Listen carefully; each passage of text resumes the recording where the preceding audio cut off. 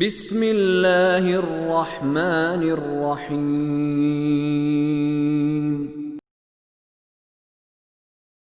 يسألك الناس عن الساعة قل إنما علمها عند الله وما يدريك لعل الساعة تكون قريبا إن الله لعن الكافرين وأعد لهم سعيرا خالدين فيها أبدا لا يجدون وليا ولا نصيرا يوم تقلب وجوههم في النار يقولون يا ليتنا أطعنا الله وأطعنا الرسولا وقالوا ربنا إنا أطعنا سادتنا وكبراءنا فأضلونا السبيلا. لوگ آپ سے قیامت کے بارے میں پوچھتے ہیں، اے رسول کہہ دیجئے اس کا علم صرف اللہ کے پاس، رسول اللہ کو بھی نہیں معلوم قیامت کب آنی، کسی کو نہیں معلوم.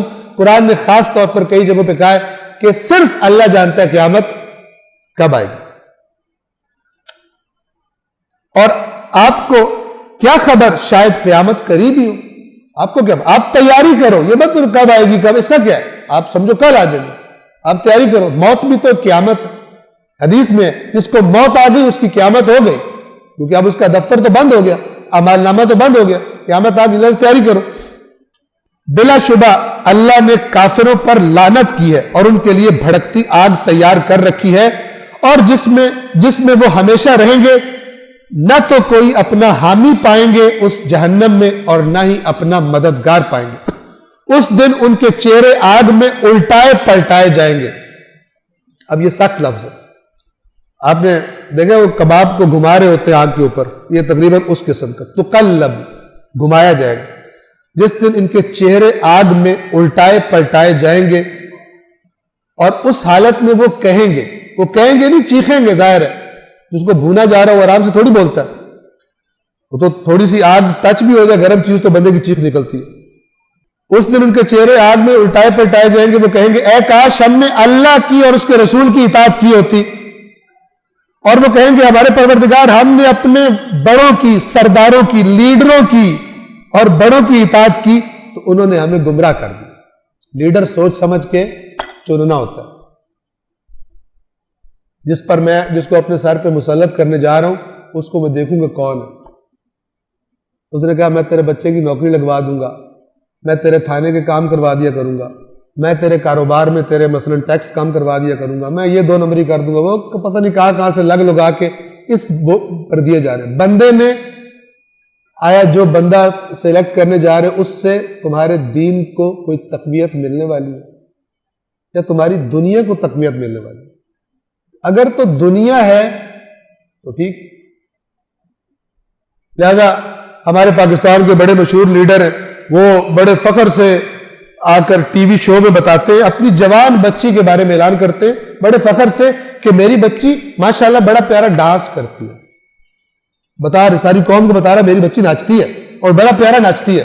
تو یہ لوگ ان قریب آپ کے سکول میں، خاص طور پہ جو ہائی اچھے اونچے لیول کے سکول ہیں، اچھے تن سے کہہ رہا ہوں، اس میں ایسا رائج کیا جائے گا.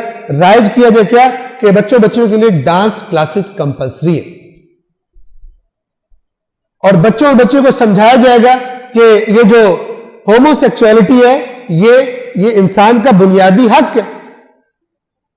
اور پھر آپ کے بچے آئیں گے، کیونکہ قرآن دین تو پڑھا نہیں ہوگا، ٹھیک ہے، پھر وہ کہیں گے یہ دین اسلام بڑا گندا دین ہے، انسان کے بنیادی حقوق پر یہ ڈاکہ ڈالتا ہے. ٹھیک ہے، اگر آپ اس پر پڑھائیں، جتنا ہو سکتا ہے پڑھائیں، لیکن اگر آپ اپنے بچوں کو دین نہیں سکھا رہے، قرآن سے آپ نے دور رکھا ہوا ہے، وہ جو قیامت میں آیت ہے نا کہ وَإِذَا الْمَوْءُودَةُ سُئِلَتْ بِأَيِّ ذَنبٍ قُتِلَتْ، کہ جس دن زندہ قبر میں ڈال دے جانے والی لڑکی سے، بچی سے پوچھا جائے گا تجھے کس جرم میں قتل کیا گیا، اس کا جو ایک باطنی معنی ہے وہ یہ ہے کہ جن کو گندے ماحولوں میں ڈال کر ان کے والدین نے تباہ کیا ہوگا، خدا سے دور کیا ہوگا، وہ گریبان پکڑیں گے اپنے ماں باپ کا کہ یا اللہ تو نے ان کے گھر پیدا کیا تھا، انہوں نے ہمیں دنیا میں دھکیل دیا، مست کر دیا، انہوں نے ہمیں تیرا دین نہیں بتایا، یہ چاہتے تو بتا دیتے. اور یہ جو آیات ہے نا یوم یفر المرء من اخیہ وامہ وابیہ وصاحبتہ وبنیہ، کہ جس دن انسان اپنے بھائی سے بھاگے گا، اپنی ماں سے، اپنے باپ سے، اپنے بیٹوں سے بھاگے گا. یہ کیوں بھاگے گا؟ اس لیے کہ بیٹے ڈھونڈ رہے ہیں، پکڑ لاؤ ابا کو، اس کی وجہ سے میں مجرم بنا، خود بھی خراب تھا مجھے بھی خراب کیا، خود بھی گندی محفلوں والا تھا، خود بھی پینے پلانے والا تھا مجھے بھی لگا دیا، مجھے بھی نہیں روکا، میری تربیت نہیں کی، میں مسلمان گھر میں پیدا ہوا تھا اس نے مجھے دین نہیں سکھایا۔ اب پتہ چلے گا کہ کدھر کس کو اہمیت زیادہ دینی تھی۔ اگر قرآن حق ہے تو پھر سوچئے کیوں بھاگ رہے ہوں گے باپ اور بیٹے؟ اللہ کہتا ہے مومنوں کو تو ہم ملاقات کرائیں گے اپنی اولادوں سے، اور ان نعمتوں میں یہ ایک ایکسٹرا نعمت ہوگی کہ ان کو لطف آئے گا کہ بیٹے سے باپ جدا ہوا تھا مل رہا ہے، دادا سے جدا ہوا تھا مل رہا ہے، ماں اپنے بیٹے سے بیٹیوں سے مل رہی ہے، خوش ہوں گے جنت میں۔ لیکن یہ جو اللہ کے مجرم تھے، خدا سے دور کیا تھا اپنی اولادوں کو، صحیح تربیت نہیں کی تھی، بڑے زبردست دنیا دار بنایا تھا، بھاگ رہے ہوں گے میرا بیٹا نے مجھے دیکھ لے، وہ کہہ رہا ہوگا میرا باپ نے مجھے دیکھ لے۔ کیوں؟ باپ کہے گا میں مر گیا تھا، تو نے میری دولت سے اتنی خرابیاں کی، تو نے اتنی خرابی کی میری دولت سے، تو نے میرے لیے کوئی نیک کام نہیں کیا۔ اور باپ بھاگ رہا ہوگا، بیٹا کہے گا تو نے میری گندی تربیت کیوں کی، تو نے مجھے دین کیوں نہیں سکھایا۔ یہ سارا کا سارا قرآن مجید کی آیات ہی ہمارے لیے۔ اب ایک بندہ وہ کہہ رہا ہے یوم یفر المرء من اخی، اس سے مجھے 50 نیکیاں مل گئی، پتہ ہی نہیں کیا اللہ کہہ رہا ہے، کوئی اس کو اثر نہیں ہو رہا، جان رہی کیوں بھاگے گا بھائی سے، کیوں بھاگے گا بیٹے سے؟ آج جو سارا کچھ بیٹے کے پیچھے بھاگ بھاگ کے کر رہا ہے، اس دن کیوں بھاگے گا بیٹے سے؟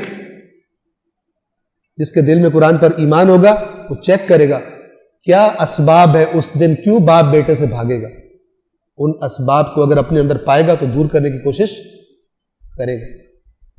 پروردگار عالم سے دعا ہے کہ پروردگار بحق محمد و آل محمد، بحق قرآن کریم، جو تیری قرآن کی آیات کا، محمد و آل محمد کے فرامین کا پیغام ہے، اسے سمجھنے کی، اس پر عمل کرنے کی اور معاشرے میں اس کی ترویج کرنے کی ہم سب کو توفیق عطا فرما۔ صدق اللہ العلی العظیم۔